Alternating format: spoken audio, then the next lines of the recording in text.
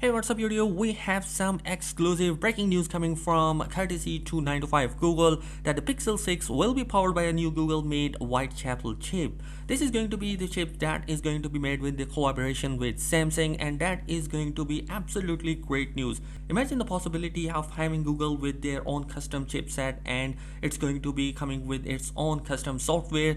How the Google Pixel devices are going to be looking alike. As you already know that Apple is doing the same, and their devices are coming with a lot more updates to their devices. Even their old devices are getting 4 or 5 years of software updates, so we can expect that Google will do same by having their own silicon inside their devices. So talking about the associate's name is going to be Whitechapel, and it has been made with the collaboration with Samsung, and previous report were indicating that processor could be an Exynos 1080 or Exynos processor could be utilized by Google in their devices, but that is not going to be happening, and it has a code name of GS101, in which the G and S means that we have a Google and Samsung collaboration, and that new chipset is also going to be based on 5nm architecture. It's another thing that is going to be improving this time around, and that is going to be the camera sensor.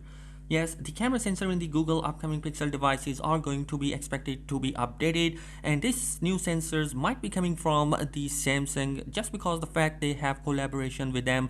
Also in the leaks that we are going to see a punchhole camera cutout for the selfie camera, and this is going to be pretty amazing because this is going to be also a new sensor that is going to be utilizes Google Pixel devices, and this new sensor is expected to be having a 4K video recording support as well, just like the Apple devices.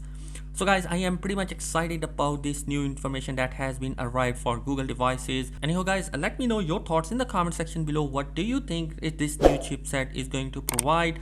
Let us know in the comment section below. Thanks for watching this video. Subscribe to the channel if you're new here. Peace.